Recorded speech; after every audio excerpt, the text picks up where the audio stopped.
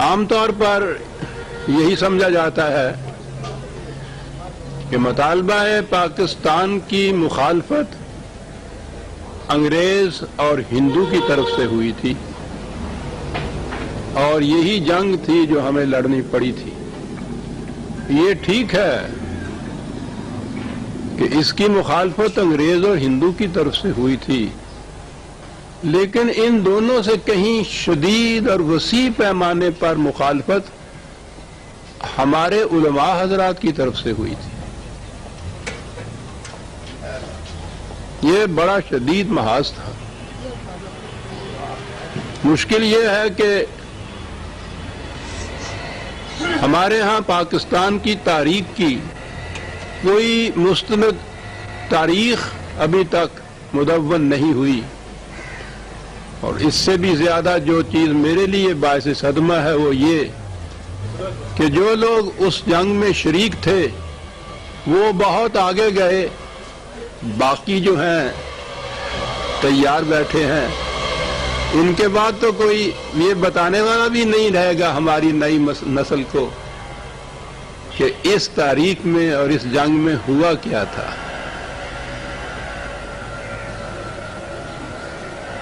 میں سمجھتا ہوں کہ ہماری نئی نسل کو تو آج یہ بھی یاد نہیں ہوگا کہ جو میں ابھی نام لے رہا ہوں ان کی اہمیت کیا تھی۔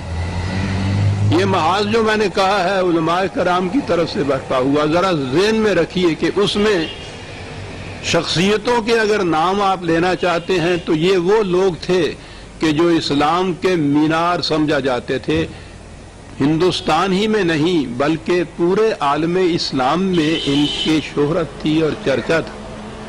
امام الہند مولانا ابوالکلام آزاد، دارالعلوم دیوبند کے شیخ الحدیث مولانا حسین احمد مدنی، جمعیت العلماء ہند کے مولانا مفتی کفایت اللہ، مولانا احمد سعید، سید عطا اللہ شاہ بخاری،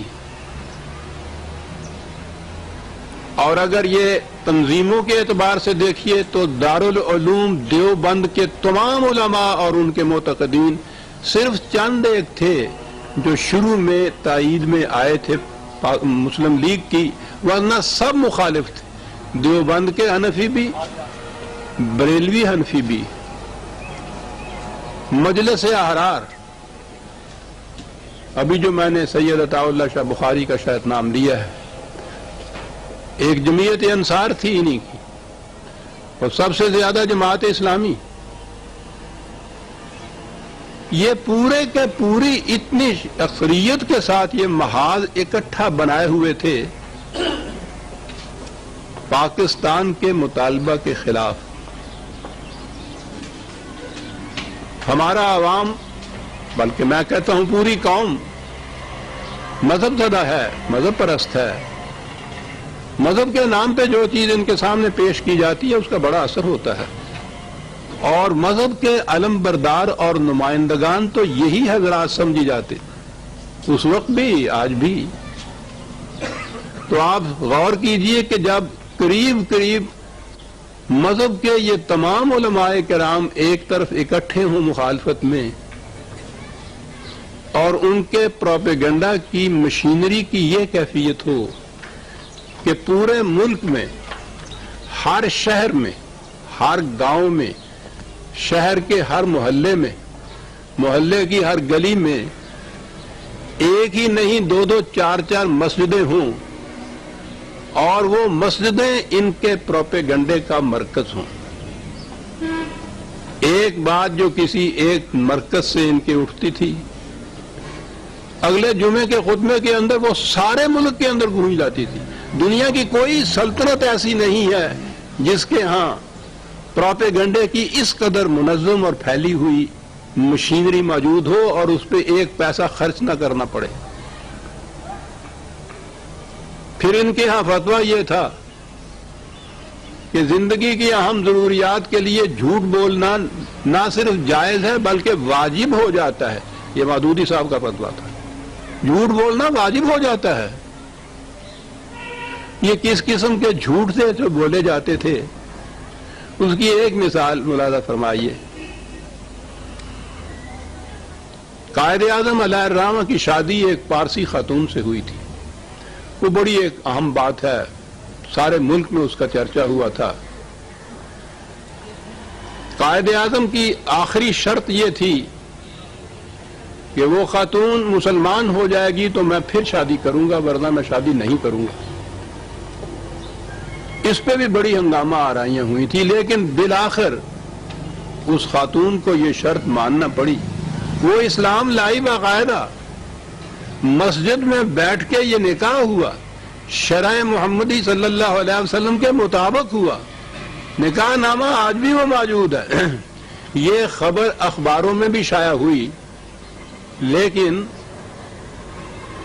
ان حضرات کے اسلام کا تقاضا یہ تھا، اس کے متعلق کہا یہ گیا کہ ایک کافرہ کے واسطے اسلام کو چھوڑا. یہ قائد اعظم ہے کہ ہے کافر اعظم؟ وہ جو خبریں تھی اس کے اسلام لانے کی اور نکاح کی تقریب کی، وہ تو اخباروں کے صفحوں کے اندر رہیں، اور یہ شعر سارے ہندوستان کے بچے بچے کی زبان پہ تھا.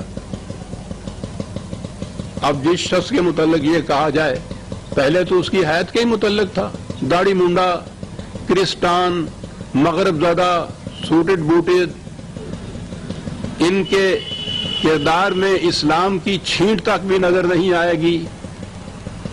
یہ جو حکومت قائم کریں گے وہ مسلمانوں کی کافرانہ حکومت ہوگی، یہ سب کچھ کہا جاتا تھا. تو جب یہ حضرات علماء کرام کا ایک پورا جتھا بلا استثناء ملک کے سارے گوشوں میں پھیلا ہوا مسلسل یہ چیزیں کرتا جائے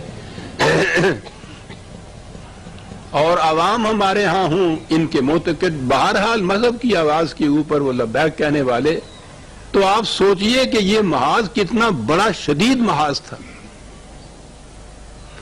تو میں نے عرض کیا کہ چونکہ تاریخ ہے نہیں ہمارے پاس اس دور کی، اس لیے نئی نسل کو یہ معلوم ہی نہیں ہے کہ یہ جنگ کس نے لڑی تھی، کس کے خلاف یہ جنگ لڑی گئی تھی، اور کتنی مشکل تھی یہ جنگ. وہ ٹھیک ہے قائد اعظم داڑھی مونڈے بھی تھے، سوٹڈ بوٹی بھی تھے، انگلینڈ ریٹرن بھی تھے. اس جنگ کی شدت تھی جس کے لیے معاف رکھیے میں کبھی اپنا نام نہیں بیچ میں لایا کرتا، لیکن کبھی کبھی یہ چیز ضروری ہو جاتی ہے کہ قائد اعظم نے مجھ سے یہ فرمایا کہ اس جنگ میں ہندو اور انگریز سے تو ہم نپٹ لیں گے، لیکن یہ جو قال اللہ اور قال الرسول کے لبادوں میں آ رہے ہیں ان سے نپٹنا ہمارے بس کی بات نہیں ہے. اور میری سعادت تھی یہ کہ انہوں نے فرمایا کہ یہ محاذ تمہارے سپرد کیا جاتا ہے. بہت بڑی سعادت تھی میرے لیے عزیزان مان. اور اسی ارشاد کی تعمیل میں تھا کہ طلوع اسلام کا اجرا 1938 میں یہ کیا گیا تھا علامہ اقبال کے ارشاد کے مطابق.